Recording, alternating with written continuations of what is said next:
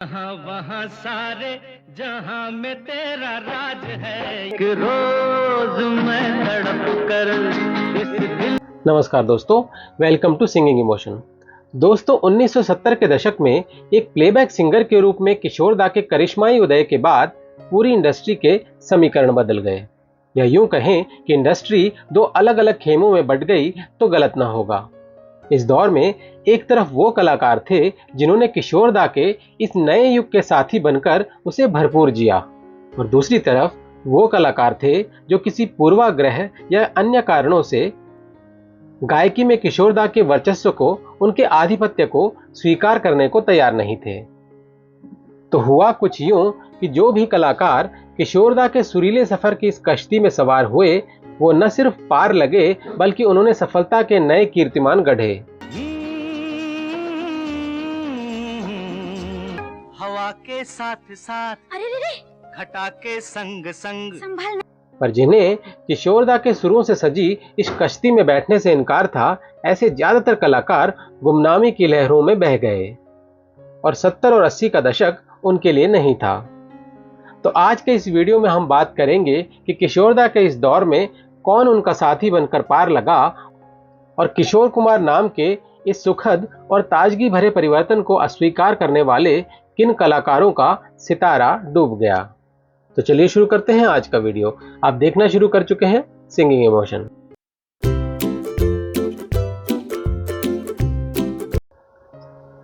दोस्तों, पहले बात करते हैं उन कलाकारों की जो या तो हमेशा से किशोर दा के साथ थे या 70 के दशक के बाद जो किशोर दा के सुरीले सफर के साथी बने और इंडस्ट्री पर छा गए। सबसे पहले बात करते हैं सदाबहार अभिनेता देवानंद की। दोस्तों, देवानंद साहब उन चंद कलाकारों में से एक थे जिनका शुरू से ही किशोर दा के साथ एक स्पेशल बॉन्ड था। इनफैक्ट किशोर दा ने अपने करियर का पहला गीत ही देव साहब के लिए गाया था। जीने की तमन्ना कौन करे।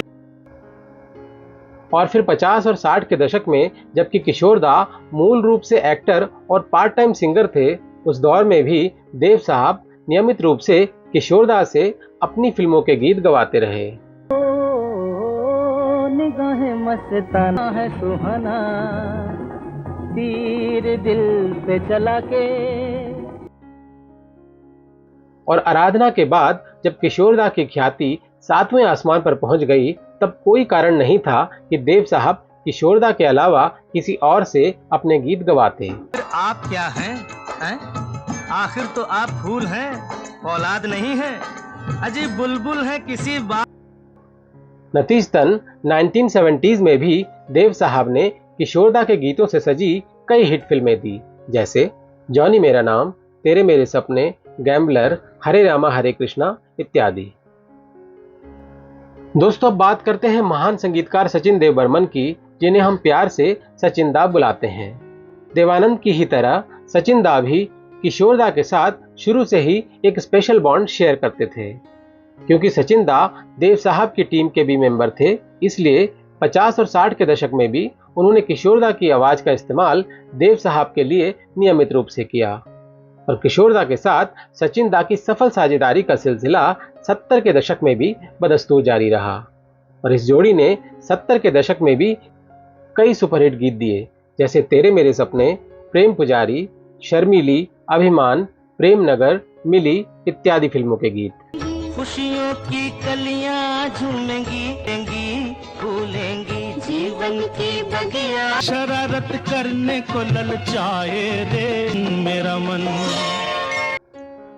दोस्तों, बात करते हैं उन एक्टर्स की जो 50 या 60 के दशक तक किशोर दा की आवाज का इस्तेमाल अपने लिए नहीं करते थे, पर 70 के दशक में उन्होंने एक प्लेबैक सिंगर के रूप में किशोर दा की करिश्माई सफलता का दिल खोल कर स्वागत किया और नियमित रूप से अपने लिए किशोर दा की आवाज का इस्तेमाल किया। नतीजतन 70 के दशक में भी नियमित रूप से इनकी हिट फिल्में आती रही।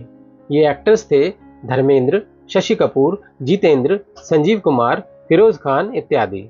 तुम हो हंसी वफा तुम जा, आते आते आएगी, ओ महक जाए राहों की धूल मैं बन।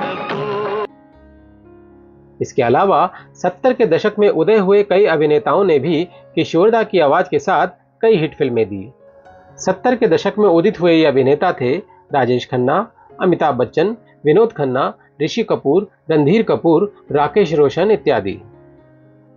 दोस्तों, ऐसे ही कई म्यूजिक डायरेक्टर्स भी ऐसे रहे जिन्होंने 50 और 60 के दशक में किशोरदा के साथ काम तो किया, पर वो रेगुलर काम नहीं कर रहे थे। पर जैसे ही किशोरदा 70 के दशक में फुल टाइम सिंगर बने, इन म्यूजिक डायरेक्टर्स ने किशोरदा के साथ रेगुलर काम किया और कई म्यूजिकल हिट फिल्में दी। इन म्यूजिक डायरेक्टर्स में शामिल हैं लक्ष्मीकांत प्यारेलाल, कल्याण जी आनंद जी, आर.डी. बर्मन, खयाम साहब इत्यादि। इसके अलावा 70 और 80 के दशक में उदित हुए कई म्यूजिक डायरेक्टर्स ने भी किशोरदा के साथ कई हिट फिल्में दी, जैसे बप्पी लहरी, राजेश रोशन, रविंद्र जैन, उषा खन्ना इत्यादि। थोड़ा प्यार चाहिए।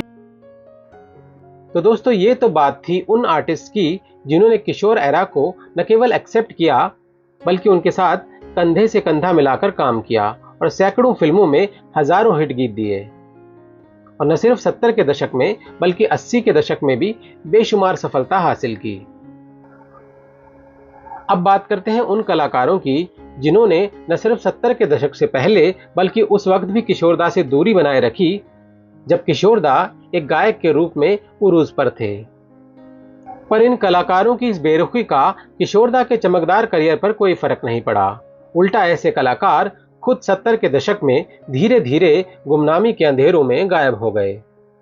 सबसे पहले बात करते हैं उन म्यूजिक डायरेक्टर्स की जिन्होंने किसी पूर्वाग्रह या अन्य कारणों के चलते किशोरदा से हमेशा दूरी बनाए रखी। इन संगीतकारों में शामिल थे नौशाद, ओपी नैयर, मदन मोहन, सलील चौधरी इत्यादि। दोस्तों, अगर आप इन संगीतकारों का करियर देखें तो ये 50 और 60 के दशक में अपने करियर के पीक पर थे।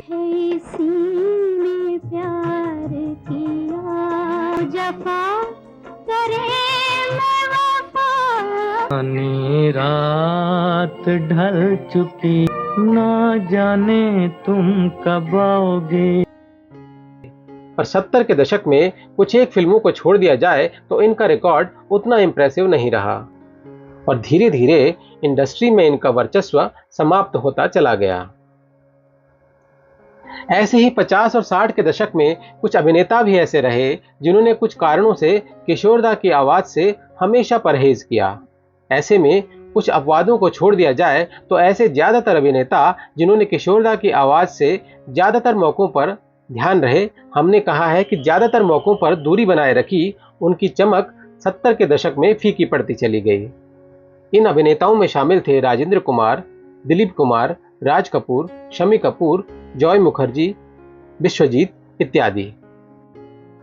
दोस्तों, बीते जमाने के जितने भी फनकार थे, चाहे वो संगीतकार हों या अभिनेता, उन्होंने निसंदेह अपने दौर में बेहतरीन काम किया और एक से बढ़कर एक फिल्में और गीत भारतीय सिनेमा को दिए। लग जा गले के फिर हंसी तरपत हरिधर शरण को। और उन्हें उनके बेमिसाल काम और हुनर का क्रेडिट न देना नादानी है।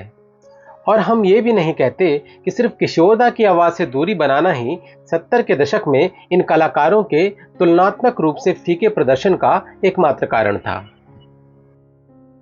दरअसल इस बदलते संसार में कुछ भी शाश्वत नहीं है और बदलाव प्रकृति का एक महत्वपूर्ण नियम है।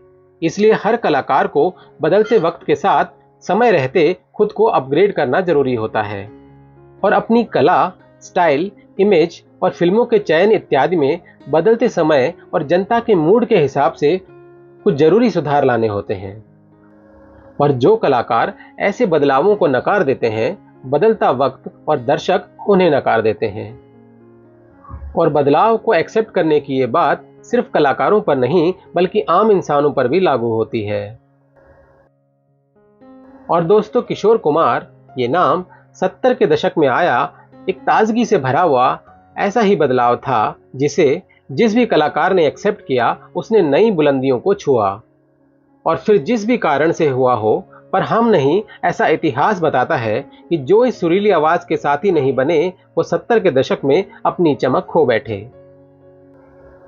दोस्तों 70 के दशक में किशोर दा के हिट गीतों का जबरदस्त रिकॉर्ड बताता है कि उनकी आवाज किसी फिल्म की सफलता की गारंटी बन गई थी। 1969 में किशोर दा के हिट गीतों का सिलसिला राजेश खन्ना से शुरू हुआ और इसके बाद धर्मेंद्र, अमिताभ बच्चन, जितेंद्र, शशि कपूर, संजीव कुमार, ऋषि कपूर इत्यादि के साथ 70 और 80 के दशक में भी बदस्तूर जारी रहा और सिर्फ 1987 में किशोर दा के निधन के बाद ही थमा।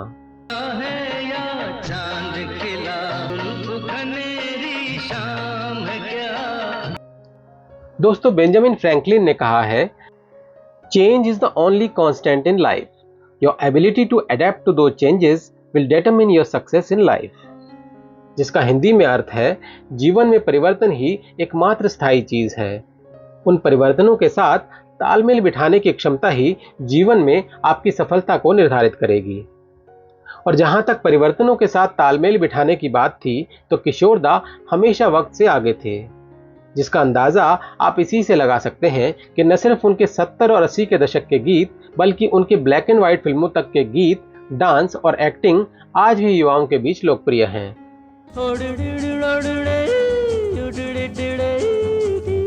हम थे वो थी और हमारा रंगीन, समझ गए ना जाते। तो दोस्तों इसी पॉजिटिव नोट पर हम आज का वीडियो यहीं समाप्त करते हैं। उम्मीद है आपको हमारा वीडियो पसंद आया होगा। अगर वीडियो पसंद आया हो तो इसे लाइक, शेयर और हमारे चैनल सिंगिंग इमोशन को सब्सक्राइब जरूर करें, क्योंकि ऐसे ही इंटरेस्टिंग वीडियोस हम आपके लिए लाते रहते हैं। तो जल्दी ही मिलते हैं एक और नए वीडियो के साथ। तब तक अपना बहुत बहुत ख्याल रखिएगा। Thank you for watching.